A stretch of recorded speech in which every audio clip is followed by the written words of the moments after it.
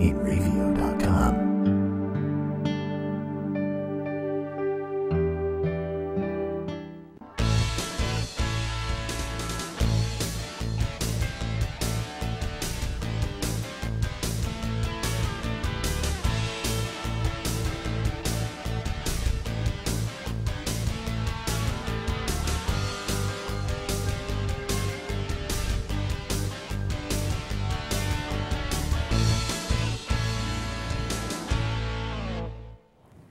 Hello again, everybody. This is Joe Larson, and you're watching the 505 on Racing Joe live from New York. Welcome to another night of race talk. I hope everybody had a great weekend. I know I did, and I seem to be having a lot of great weekends. It's all good. Spent some time away, a little R&R with some great people. It was just all good. Getting back was a nightmare, but anytime you leave this island that we live on and try to get back on, I don't get it. But anyway, racing, a lot of racing is going on. We're in the end of June, actually the beginning of July. I was going to say the end of June. Summer is finally here in the Northeast, and it's a great thing. And you know, when you come to this time of year in July 2nd, the summer is supposed to be like weeks into it. This is the first week that we've really gotten some hot weather. And I always remember as a kid, you know, looking at this time of year, I remember looking forward to the Firecracker 400 at the Daytona International Speedway in Daytona Beach, Florida. And the best thing about that race was it was always run on the 4th of July. It was always run in the daytime, in the afternoon, and it was hot as hot could be. And what I remember from that is that it was always Richard Petty's birthday, because it was always run around that time. And so I want to wish Richard Petty a happy birthday. 81 years old, the king of stock car racing, 81 years old. And I'll tell you what, this man is in great physical shape. He's tall, he's lean, he still gets around, he still has that smile, he still looks good, still treats the fans like family. And I'll tell you, I probably haven't told this story in a long time, but way back in the mid-90s, I worked at UPS, but I worked in High Point, Greensboro. My condo is in one town and my office is another. And sometimes I didn't go home for the weekend, or I had a Friday off, and I had every Friday off, come to think of it. And I'd go to the race shops. And I'd go to Richard Petty's shop more often than all the others. And you really couldn't get into the shop, but you get into the museum. And one day I'm coming up, and I see a line of people. Now, Lee Petty's house back then in Level Cross was right next to the shop, which was in between, the museum was in between. And there was a line of people. I thought it was a line to get into the museum, because the Pettys, their shop was off limits. But what it was a line of people getting their autographs from Richard Petty and Lee Petty, who was sitting on the front porch. And I watched, and I got there late in the afternoon, and I talked to someone, and they said that it started at 9 a.m. Now, it's like at 2 in the afternoon, and he's still sitting there signing autographs. And I went into the museum and did my thing and looked at different things. And I'm one of those guys that reads every plaque, every piece of paper that's hanging on the wall, look at every display. And it's now like it's getting late. And there's still, the line went from at this point, from the front porch to the gate. And I said, oh, I guess I'll get on this line too. And I thought I'd be the last one, but there were stragglers. And I said to Richard Petty, I said, you know, when does the writer's cramp kick in? And he said, about 8 hours ago. He goes, but I'll sit here until the last person is here. And that's the type of man Richard Petty is. And it trickled down to Kyle. And you know, this all started with Lee. You know, you treat the people who are paying your bills, you treat them with dignity and respect. And they never forgot that, Richard Petty. You know, I'm making money racing because these people are buying tickets and they're buying products. And here's a guy that he's that's why they call him the king. He's the man. And a lot of competitors, whether you're at the highest level or you're just starting out in some entry-level division at your weekly track, need to take a lesson from Richard Petty. Always dress nice, always have a smile, whether it's checker or wrecker. Have a smile when your fans come talk to you. We're going to talk about a guy later who doesn't do that, but Richard Petty does that. And happy birthday, Richard Petty. 81 years, I've seen him race at tracks as small as a fifth of a mile, and I've seen him race at super speedways. You know, and I'll tell you, no greater sportsman, no greater ambassador to this sport of racing. Richard Petty, for those who don't know, brought corporate America into NASCAR. He brought STP, one of the first major sponsors to come on board in NASCAR, STP. And a little known fact too, is when it was the Sprint Cup, Richard Petty brought Sprint into NASCAR because Adam Petty, his grandson, who lost his life in New Hampshire Motor Speedway, Adam Petty was sponsored by Sprint, as was Kyle when he ran his son's car in memory of his son. And then Sprint moved on to bigger and better things, and it was the Sprint Cup Series. And a lot of people don't know that, and a lot of people know it now because they're watching my show. So I have a lot of trivial knowledge about NASCAR stashed away in this brain of mine. But, you know, Richard Petty, again, happy birthday. Hopefully many more birthdays to come, because when the king passes, it's going to be like Superman died. Trust me. Anyway, the top 3 series were at Chicagoland Speedway in Illinois. And the Cup race was very interesting. It was good, hard racing. And we got the results for that. We have Kyle Busch, the winner. Controversial finish, well, I should say, depending on which side of the fence you're on. Kyle Larson, 2nd, Kevin Harvick, 3rd, Martin Truex Jr., 4th, Clinton Boyer was 5th, Eric Jones, 6th, Denny Hamlin was 7th, Joey Logano, 8th, Brad Keselowski, 9th, and Alex Bowman winding out the top 10. The next event will be at the Daytona International Speedway, July 7th, with a 7 p.m. start. And it's the race that was formerly called the Firecracker 400, before sponsorship took over all the names of the tracks.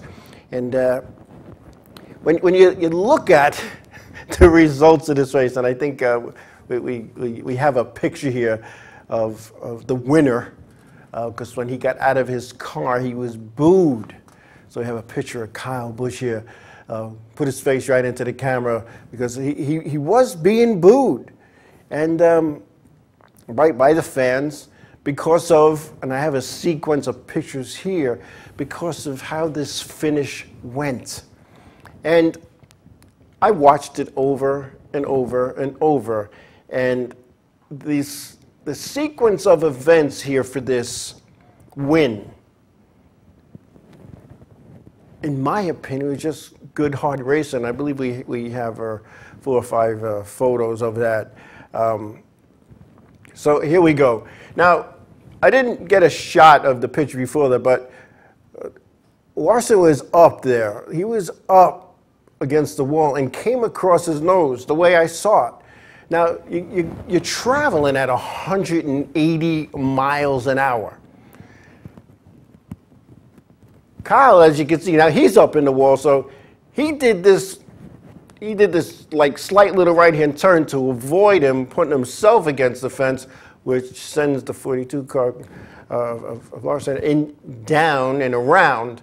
And if you look at the next picture, you can't see the Sunoco signage, but if you go to the next one out of that, you'll see if you look at that left front wheel on the Skittles car, it's kind of turned to the right. It's not straight. He was trying to avoid that come across. So I don't think he did this on purpose. He's up in the fence now. Look at this. I mean, come on. He's up in the fence. Now, I'm not sticking up for Kyle Busch. I'm not a Kyle Busch fan per se. But this is when you go in that rate of speed, stuff happens. And a lot of people say, oh, he took him out on purpose. He wrecked him. He did it for the win. Well, first of all, if you're in that position to check it, then you're probably going to do whatever you can to go for the win. But the other thing, again, at 180 miles an hour, your reaction time is good, but you're traveling. I'm thinking at 60 miles an hour, you're going 100 feet a second. So at 180, you're going the length of a football field, goal line to goal line, in a second. Unless you've ever traveled at that speed, you have no idea. So to boo a guy and scream at a guy because you think he did him dirty, NASCAR didn't think he did him dirty. And NASCAR likes good hard racing, and that's all that was. So when he got out of his car, yeah, he did the crybaby thing, like, you know, they're gonna boo him for good hard racing. This type of stuff is what this sport is missing. This sport is missing this stuff. It's missing the what do we have? The characters, the rivalries. Petty, Pearson, Bodine, Earnhardt. That's missing in this sport. It's become cookie cutter. It's become that the cars come off the racetrack, there's not a crease or a scratch in there. Nobody's all wrecked up. Nobody has dents on their cars. It's all about, you know, I hate to say this, but it's like in kids sports, everybody gets a trophy, whether your team is 20-0 or 0-20. This is the kind of stuff that's gonna put people back in the seats. And it's going to put people back in the seats because a lot of people come to see that kind of stuff. A lot of people come to see good hard racing. And I really wish that they'd go back to the days where they ran tracks like north of Wilkesboro and Richmond, you know, or Rockingham. I don't mean Richmond, they still go there. Those kind of places. I'd love to see the Cup cars on a dirt track, not a road course. Watching a race on a road course with these types of cars is not fun. Not for unless they want to shorten the race distance, but it's not fun. But watching them race on a mile and under, a New Hampshire, a Martinsville, I would love to see that. That is awesome. But these, you know, these mile-and-a-half cookie-cutter tracks, they're fast, and when you do your Michigan, your Daytona, your Talladegas, they're faster, that they got to restrict them. Get rid of the restrictor plate, put the drive back in the driver's hands. Just my opinion. Anyway, we're going to take a break. When we come back, we'll talk about the Xfinity Series event and anything else we want to talk about when it comes to racing when we come back.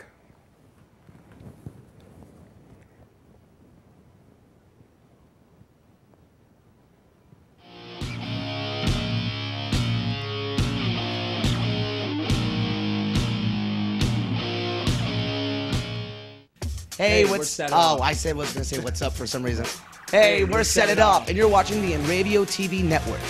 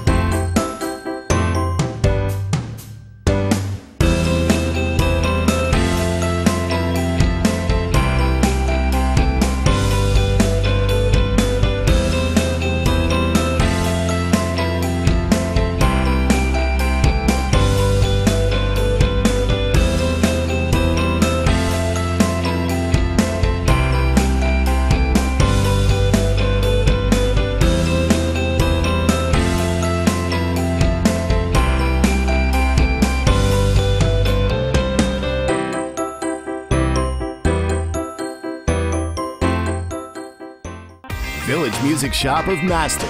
1-800-HEY-DUDE, your full-service store with personalized attention, school band instrument rentals and sales, music instruction on all instruments for all styles and age groups, for guitars, drums, amplifiers, PA systems, and accessories. It's Village Music Shop, 1495 Montauk Highway in Mastic. Call 1-800-HEY-DUDE or go to villagemusicshop.com.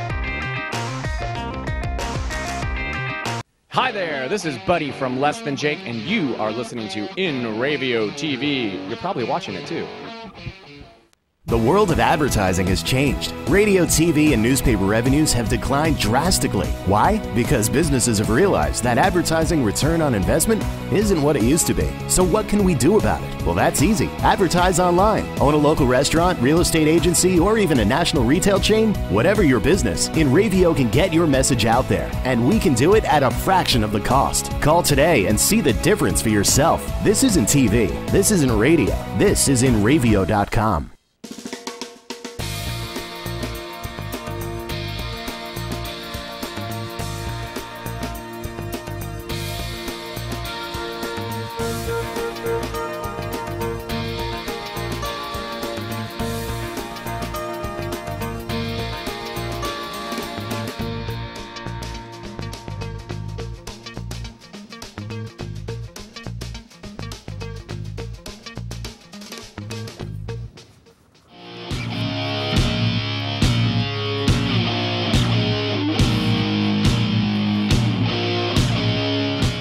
Welcome back, everybody.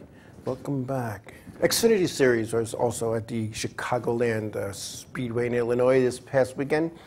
And after I go over the results, I'd like to talk about the Xfinity Series and maybe where it's headed, where it's going, where it should be, in my opinion. Anyway, Kyle, Brett, that's the truck. We'll do the truck real quick. The truck series, Brett Moffitt was the winner there, followed by Ben Rhodes. Johnny Sauter was third, Noah Gragson fourth, Brandon Jones fifth, Justin Haley sixth, John Hunter Nemechek seventh, Grant Enfiger eighth, Austin Hill ninth, and Matt Schneider rounding out the top 10. The next event for the Camping World Truck Series will be at Kentucky Speedway. That'll be July 12th.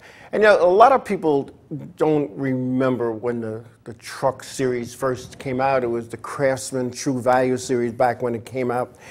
And it was a whole different type of setup and a whole different kind of way they ran the races. And what they did was, you know, they had midway breaks. And what that series, in my opinion, was intended to do was some of the drivers who were done with the Cup Series just wanted to run a few races a year and still play with race cars, even though it was a truck, and they'd go into it. And sometimes you had the younger guys, these kids coming in, and that's where they would get their start at the top three. They'd come usually from a touring series, usually full-fendered vehicles such as a K&M Pro Series East and West. Not too many out of the modified touring series. Well, you had the NASCAR Whelen Modified Tour, the NASCAR Whelen Southern Modified Tour. For some reason, open-wheel cars and full-fended cars were never looked at the same, and I learned that in my discussions with Brett Bodine when we talked about driving on the tour, and said, you have a lot of full fender experience, you don't have open wheel experience. But when you look at how that series evolved over the years, it's now become the testing or the testing ground for these young kids to get them into Xfinity cars or get them into Cup cars. And I've said this before, and I'm going to say it again, and I'm going to always say this. It used to be you got into these levels or this level of racing because of your skill set, because you could make it happen. And these teams, these owners, the Hendricks, the Roush's, and whomever, they'd go to the local speedways and they'd look for talent. And then they'd find a guy, and maybe they knew somebody who had a small business or whatever, and they'd throw this kid some money, let's see what he can do with better equipment. And then they'd bring him in, and they'd bring him to a Charlotte or one of those tracks down in North Carolina and test them and see what they could do. They'd be there with the stopwatches, tires, setups, all kinds of stuff. And what has happened now is these drivers today they're kids. And I know I'm old, and I know anybody that's 30 years younger than me is considered a kid. Man, I have a kid who's going to be 40 in August. But when I look at these kids, they're in their teens. And nothing against any of these kids, you know, they're good kids. Their maturity level hasn't matured yet. You know, they're not at that level where, you know, they know how to talk to the press. Yeah, they're getting schooled on that, believe me when I tell you. But they're overlooking their fans. And when I say this, because these guys, once they're done and out of their race vehicle, whether it's after practice, after qualifying, after the race, those fire suits come off and they wear nothing that exposes their sponsors. They're in jeans and a golf shirt, and they have a hat that doesn't even have the sponsor name. You know, you want to get out of your fire suit, it's hot, it's sweaty, whatever, that's great. But if your sponsor is Acme Corp, you should have an Acme Corp shirt, hat, and an Acme Corp shirt. And you should walk around the garage area or wherever with that Sharpie in your hand ready to sign an autograph. These guys don't do that because they didn't work their way up. They're handed these things because somebody wrote them a big check. It wasn't like that years ago. And I've said this and many, many times that some of these kids, as a late Walt Edsel used to say, he was a race director or chief steward here on Long Island for forever. He'd look at some of these guys who wanted to be an official even, and he'd look and go, let me see your hands. And the guy would do this. No, the other side, and the guy would do that. All right, we'll get back to you. And I would say something, hey, that guy's smart. He goes, did you see any grease under his fingernails? He's never worked on a race car. If you've never worked on them, you never built them, you never wrecked them, you never put them back together and never raced them another day, you shouldn't be an official. That was his credo. And now you have kids who, yeah, they might have helped dad in the garage with their go-karts and maybe when they were doing some weekly racing, but I see it at the weekly tracks. These kids walk around with their fancy fire suits tied around their waist. Now let me tell you, let me explain. And if my company is sponsoring a driver for a little bit more than just a little sticker area, I would never waste my money having my sponsor logo on his chest or on his back, because what do? They pull it off and they tie it around their waist. So you know where my logo goes? And if you walk around to certain weekly racing series racetracks, my logo is here. It's right here in the forearm. A couple of reasons.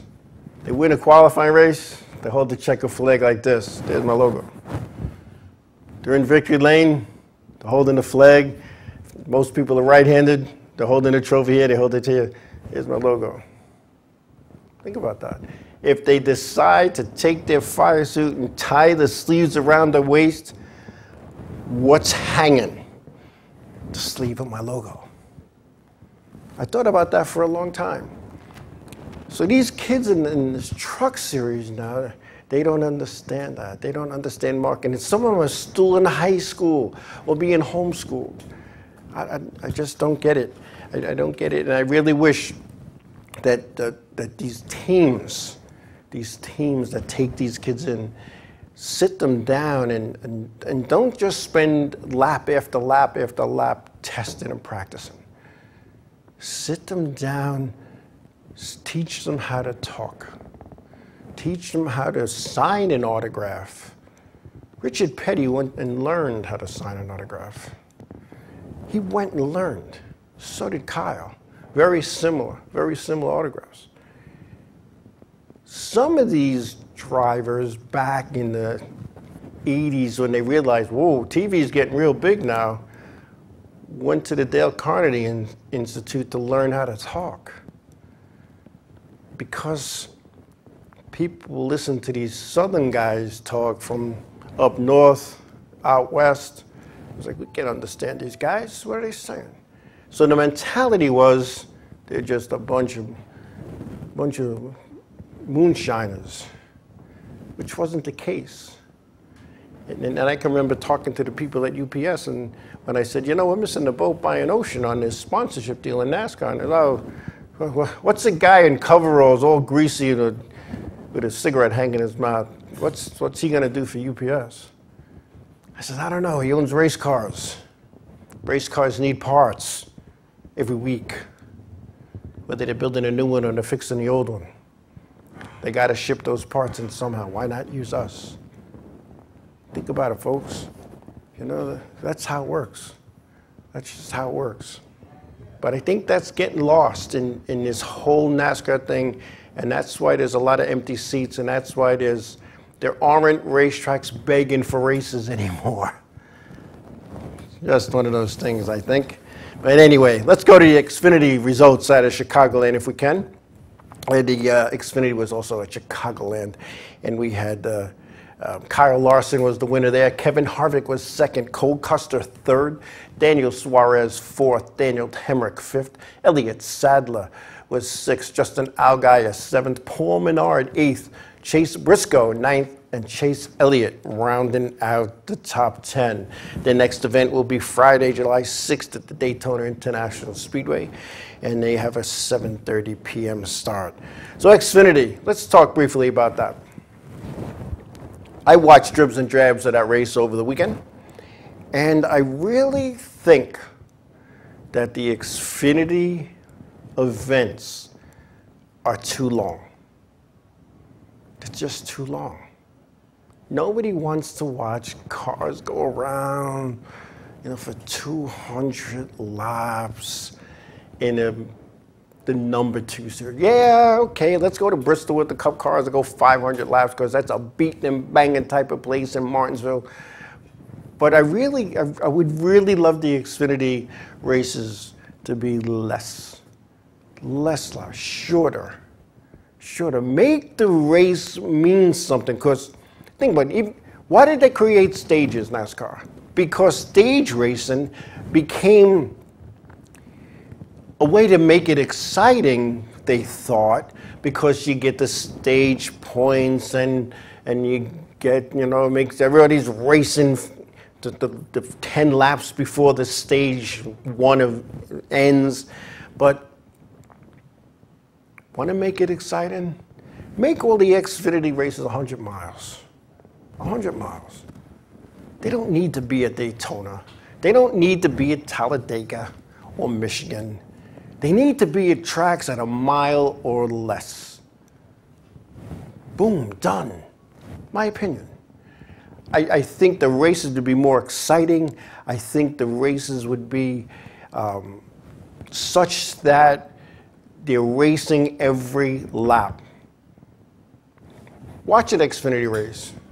People are just riding around. Yeah, the first 3-4 laps you're vying for position because you're double file, but you don't want to be, you know, some tracks, you don't want to be on the outside because that's the slow spot.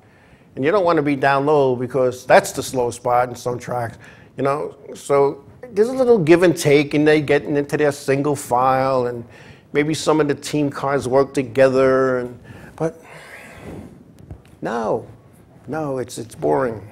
It's boring. It's boring. It's boring. Boring.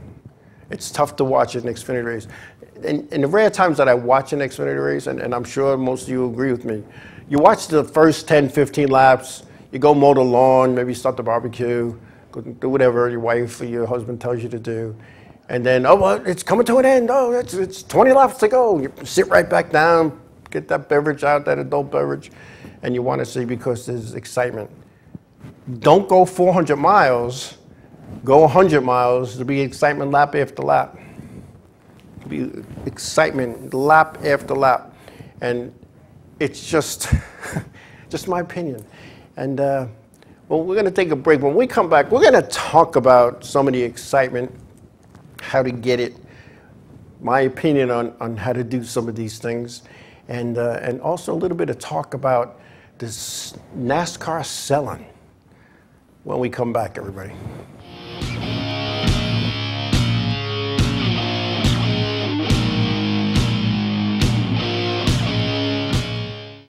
Hi, I'm Remington. I'm Emerson. And I'm Sebastian. We're Palais Royale, and you're watching Inravio TV. There we go. The world of advertising has changed. Radio, TV, and newspaper revenues have declined drastically. Why? Because businesses have realized that advertising return on investment isn't what it used to be. So what can we do about it? Well, that's easy. Advertise online. Own a local restaurant, real estate agency, or even a national retail chain? Whatever your business, Inravio can get your message out there, and we can do it at a fraction of the cost. Call today and see the difference for yourself. This isn't TV. This isn't radio. This is Inravio.com. Hey, this is Chris and Jake, and if Inravio.com spots you at an event wearing this bracelet, they will give you $100. Village Music Shop of Mastic. 1-800-HEY-DUDE. Your full-service store with personalized attention, school band instrument rentals and sales, music instruction on all instruments for all styles and age groups, for guitars, drums, amplifiers, PA systems, and accessories. It's Village Music Shop. 1495 Montauk Highway in Mastic. Call 1-800-HEY-DUDE or go to villagemusicshop.com. Hi, this is Mike Jarecki from My Race News, and you're watching the Inravio TV network.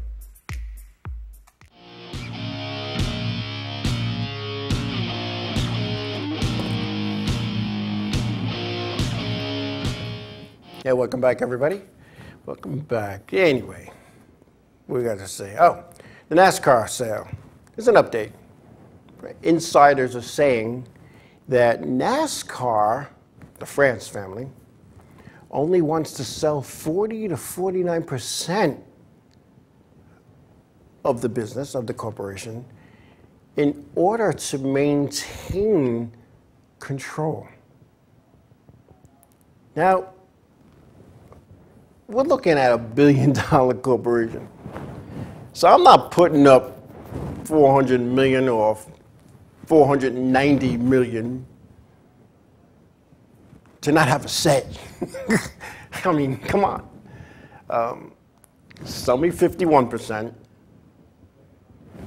take your story walking, or sit back and let me take care of it. I don't mean me per se, but whomever has the capability to do that.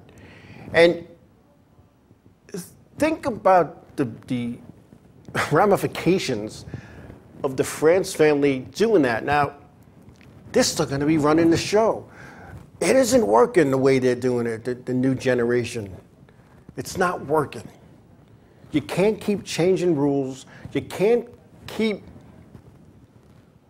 doing what you did, because if you keep doing what you did, you're going to get the results you always got.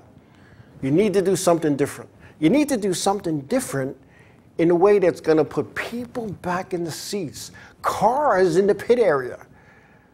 If you would have said to me 5, 10 years ago, you know, Joe, 5, 10 years from now, stands are going to be empty, not going to get full fields in a couple of them. I'd call the mental institution and pick you up. Who would have thought? Who would have thought? It's bad business. Brian France needs to get out of his office. He needs to get out of the suite. He needs to walk around the garage area. He needs to stop entertaining his buddies in the suite, sitting there, toasting, whatever. He needs to take his tie off, unbutton his shirt. He needs to walk around the garage area and talk to the owners and the drivers. Not just the big owners, like Hendrick and Childress and Roush. He needs to talk to the guy who has one car that struggles to make the event. Because it's hard to believe that a team could be in the Monster Energy NASCAR Cup Series and not afford to be there because NASCAR is pocketing all the money. You need to spread it around, like Big Bill France did, Bill France Jr. did. I have pictures with Bill France Jr. because he was in the garage area, walking around, talking to people. He talked to me one day as a fan. I was just an official at my local racetrack on Long Island, and he talked to me. He goes, "What do you think, kid? What do you think?" Kid, I was, 30-something years old. "What do you think? What can we do different? What can we do better?" Because he listened to the people. It was the people who went to the racetrack and spent money and did all those good things to keep it going. It was those people. And when you look at that, that's gone. A lot of other professional sports have done that. They've made it so outrageous to get a ticket that only corporate America could afford the tickets. They use it basically as a write-off. The seats are paid for. You look at we'll say a Yankee game. Look at a Yankee game, and you're watching that game, and that whole lower section of cushioned leather seats, waitress service, empty. Then you read the box scores the next day in the newspaper, and they say the attendance was 42,383. You're like, well, what they do? Because they get credit for the purchase ticket, not who showed up. That's how many tickets they sold. I know a person who had 4 tickets every Yankee home game. Half of them didn't get used. Half. Why? He's busy that day. They're already paid for. You're not digging in your pocket that day or the day before. You forgot. You bought them in, November. That's what's happening here with NASCAR. And plus a few other things. And I was looking at some of the things that go on, and let's talk about penalties. And when you look at some of the penalties that get handed out in NASCAR, I'm going to start with pit road speeding. When I go to a race, I monitor the NASCAR frequencies, all 3 of them, because I know the channels. And you get nowadays they watch pit road from a trailer with computers and cameras. The 00 car, too fast entering. Or you got the 100 car, too fast exiting. So let's explain what that penalty is. If it's under caution, go to the tail end of the longest line, which is the stupidest, dumbest penalty. You know why? Because your position changes by 1. Think about that. It's double star restarts. So you have 32 cars, or let's say 33. So there's 16 in one line, 17 the other. Okay, you're still 34th. No matter which line you go on, you're going to be 34th. Years ago, see, this is where they don't think. Years ago, it used to be on restarts, lap cars, lead lap cars. And there could be 5 cars in a lead lap back then because they didn't manipulate and control outcomes. And the tail end of the longest line, you could be starting 40th. It's a big penalty. And the other thing is, it's tail end of the longest under caution. If it's a green flag infraction, it's a drive-through penalty at speed. So if the pit road speed's 55 miles an hour, you were speeding in and out, whether on the green, you got to next time you come around, you better go honor the penalty and drive through 55 miles an hour. Now, if you're on a Martinsville or Bristol, you're going to lose 2 laps. You're at Daytona. All right, you get somebody to you catch up and you start drafting and be right back up. Next caution, you're right in it. And when I see penalties like this, some guys get the same penalty over and over. Jimmy Spencer years ago, because he was bold and outspoken against NASCAR, against some of the ridiculous things he felt they did. He was always getting speeding penalties. And this is before the computers and cameras. This was a little complicated to explain, but you have your pit boxes, and then there were other lines outside the pit boxes. And I worked a Cup race and a Nationwide or Xfinity race at Daytona, where I had 2 stopwatches. I had to do 2 cars at once, and they measured the speed you knew. So if they were more than, I think it was 5.3 seconds between this box, this line, and then this box, they were speeding, and you had to come back in. Well, now that it's done through cameras and computers and no longer stopwatches and speed guns, I guess, it's just not good. And they slowed the pit road speeds because too many guys are getting hurt. Yeah, there's less people on pit road. Yeah, they limited how many people over the wall. Yeah, for safety. But you know what? I look back how many years at NASCAR and the officials didn't even wear like suits or helmets. They wore baseball caps. As Richard Petty would call them, ball caps. An official could manipulate an outcome with a speeding pill. Guy in a trailer, you know, he just had words with, you know, Goggles Paisano the night before or in a restaurant. I'll fix him. But he's running third, fourth. He pits for tires. Oh, going back down. Too fast entering. And then if they really don't like the guy, just saying, he comes in for that penalty. Too fast exiting. That guy might as well just go right to the garage for a trailer, go home. These are some of the rules that don't make sense. Don't make sense. You know, and the inconsistencies of this are just so flagrant. And you know, the guy in the tower, he doesn't have to explain to anybody when he makes a call like that. And you know what? Maybe he made a mistake. The damage is done. I was up there, I was in the tower, and I'll be the first one to tell you, I made mistakes up there. I made mistakes, saw it the wrong way. I can't, like, red flag the race, go to the scoring sheet and say, all right, let's go back 17 laps and let's start this over. No, I had to eat it. I wasn't perfect up there. Nobody is. It's how you see it, it's the angle you see it. Just like a lot of people thought that Kyle Busch took out Kyle Larson for that win. No, he didn't. No, he didn't. Not in my opinion. And I've watched and officiated, and somebody challenged me in this until I backed into the number. I've officiated over 6,000 races in my lifetime. 6,000. Not too many in the last 10 years, 5 years. 6,000. And the angle you see it as an official doesn't always match the angle that your cousin saw it in turn 3, or that your wife saw it in turn 2, or that your crew chief saw it from the hauler. Think about it. I had a driver come to me, he thought I did him wrong, and I got the video, and he was so adamant and polite about it, not screaming at me, yelling at me, that I said, I said, who's got a video of this event, this race? I went home and watched it. He called me up, and I got my tape, it shows us. I said, you know what, bring your tape, get to the track early, and we'll look at it. I said, all right, let me put my tape in first. Sit down, have a seat, you get a good view. You get the same view I do.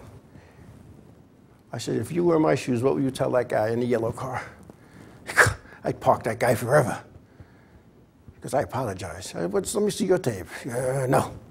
No, come on. I want to see what you saw, or what your people saw. And he put it in, and yeah, from the opposite end of the racetrack, it looked like a racing deal. I had drivers come and stand next to me from my perch when I was officiating at Riverhead. And stuff would happen right in front of me. And 2 of those guys were champions, multi-time. One was a multi-time champion. It happened. We're on our perch right here. It happened 10 feet in front of us. What happened over there? I don't know. Maybe you don't know. I didn't see it. It happened right in front of you. I played driver crew chief.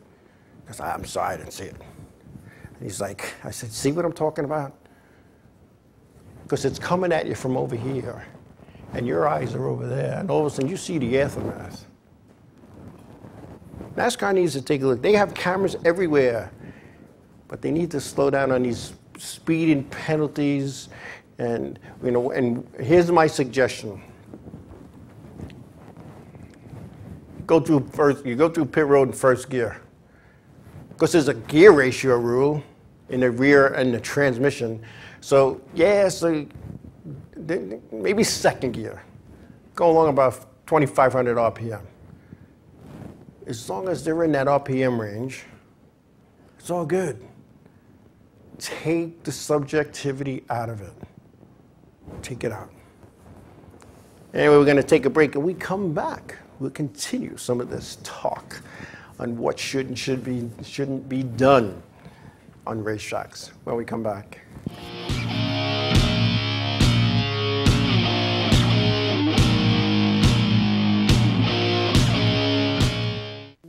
Hey guys, this is Jibs from Ocean's 8, Alaska, and you're watching Inravio TV Network. Hey, I'm Raul Panther. And I'm Commander B. Hawkins. And I'm Mark Well. We're some of the proto men. If we see you without this bracelet, you're punching the But if you have this bracelet from Inravio.com, you can win $100. Put one of these on, or else.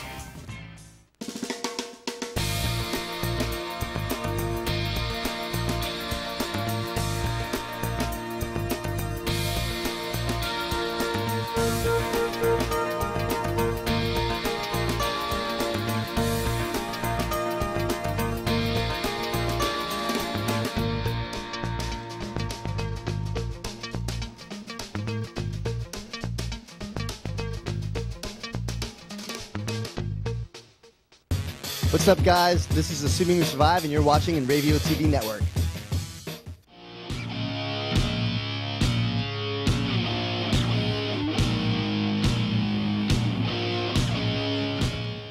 Welcome back, everybody.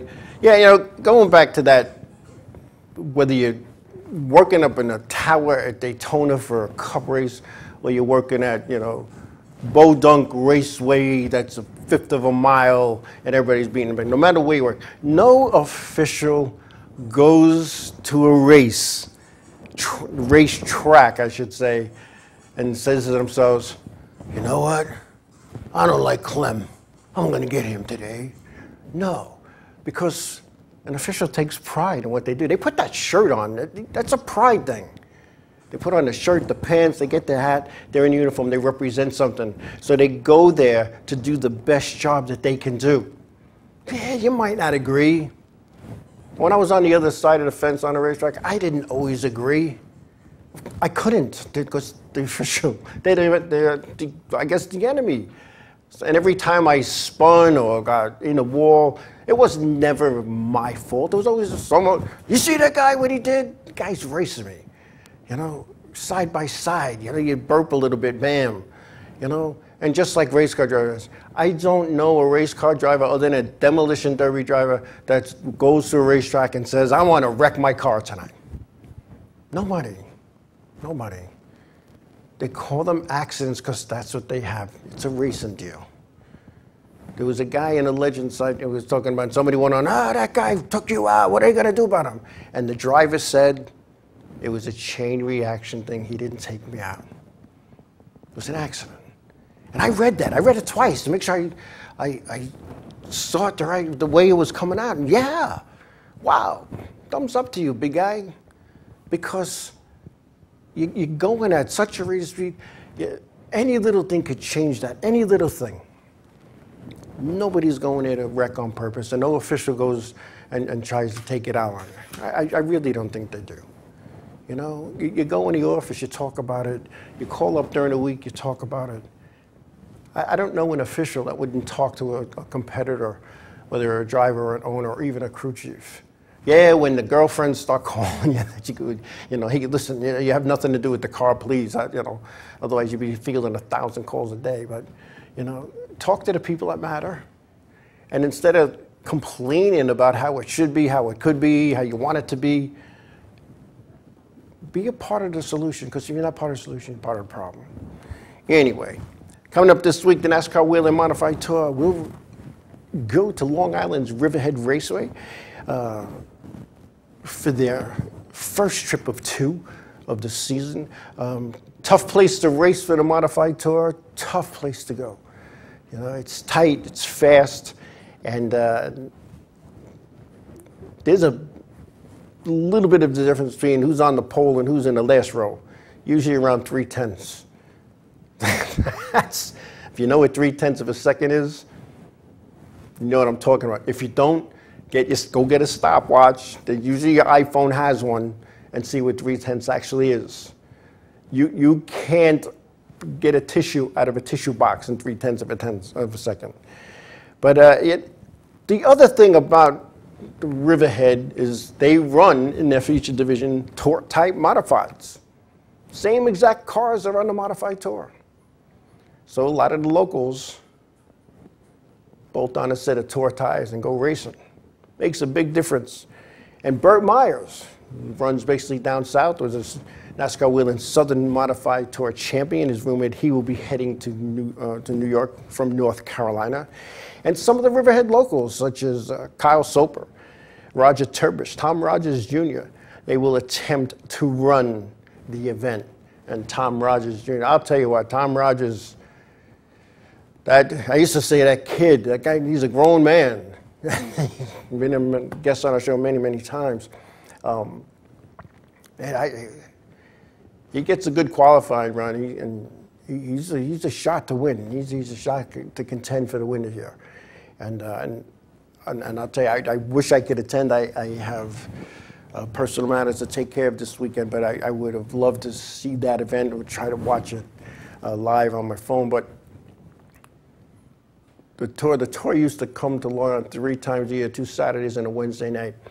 And when I look back on those days, I look at the Tom Baldwin when he used to come out there and make it happen, so to speak. You know, and the guys that used to come, so many guys used to come to that event. And when they didn't make it, they'd go off and try to run somewhere else. But the ones that did make it, they hung around at the end of the night because, A, they wanted to see and meet and greet the fans, but the other thing is, Riverhead back then was paying cash. And it was the highest paying race per mile as it was advertised back then. Back when it paid the same, you know, it was a 200-lap event, which is 50 miles, as opposed to a 200-lap event at the Thompson Motorsports Park, which is 100 miles, for the same money. Stafford Motor Speedway, half-mile racetrack, for the same, you know, paying to win. You know, guys came from all over for that cash, the Riverhead cash. Big, thick envelopes of money paying out to these drivers. But anyway, it should be a good show. It should be a real good event. And like I said, I'm sad to say that I won't be able to attend it. Just other things happen in life some days. But I wish all the competitors well at that, and especially my good buddy Wade Cole, who on a shoestring budget with only a handful of people, still making it happen, and always brings the second car and always looks for somebody to get in it because he's trying to help the series. And I'll tell you what, when he hangs it up, that man, NASCAR better give him plaques and awards and maybe a little special section in the NASCAR Hall of Fame. Anyway, we're going to wrap it up. We got a lot of racing coming up this weekend. 4th of July, anniversary of America. Celebrate. Praise the flag. Spend some time with your family and friends. Be responsible. Be careful.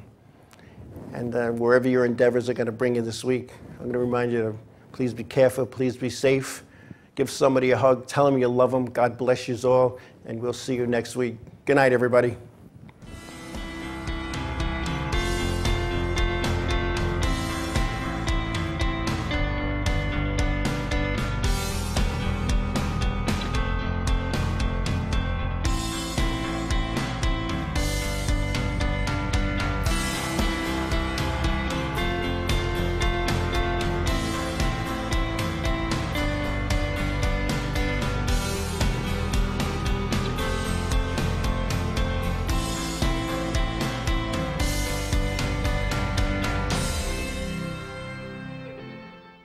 Inravio.com.